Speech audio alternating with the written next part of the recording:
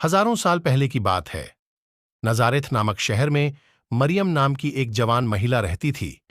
उन दिनों मरियम का यूसुफ नाम के एक आदमी से प्रेम था।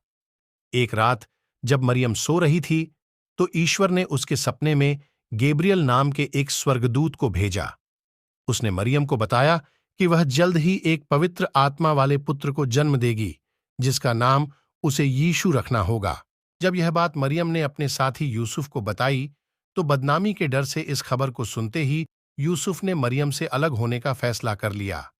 यह जानकर ईश्वर का वही स्वर्गदूत यूसुफ को उसके सपनों में मिला और उसे बताया कि मरियम एक पवित्र आत्मा को जन्म देगी, इसलिए उसे मरियम से शादी करनी चाहिए और उसके साथ रहना चाहिए। बैतलहम के उसी गौशाले में ही मरियम ने उस पवित्र आत्मा वाले पुत्र को जन्म दिया और उसका नाम यीशु रखा।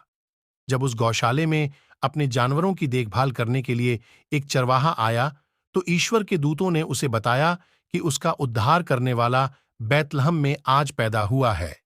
पहले तो उसने इस बात पर यकीन नहीं किया, लेकिन जब उसने गौशाला में मरियम, यूसुफ और यीशु, वहीं यीशु के जन्म के समय आसमान में एक तेज चमकता हुआ सितारा भी दिखाई दिया था, उसे देखकर एक दूर के शहर में रहने वाले 3 ज्योतिषी भी यीशु के जन्म की खबर को समझ गए थे।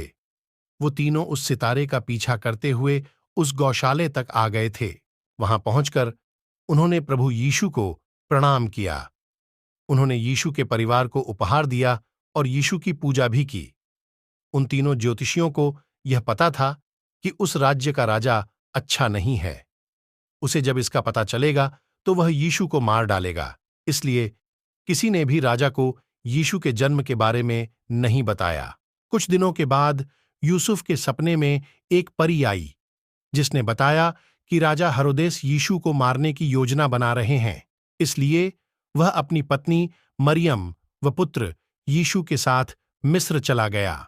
वहीं जब दुष्ट राजा हेरोदेस को यीशु की कोई जानकारी नहीं मिली तो उसने बैतलहम के सभी छोटे बच्चों को मारने का आदेश दे दिया। हालांकि इस दौरान उस दुष्ट राजा की मृत्यु हो गई।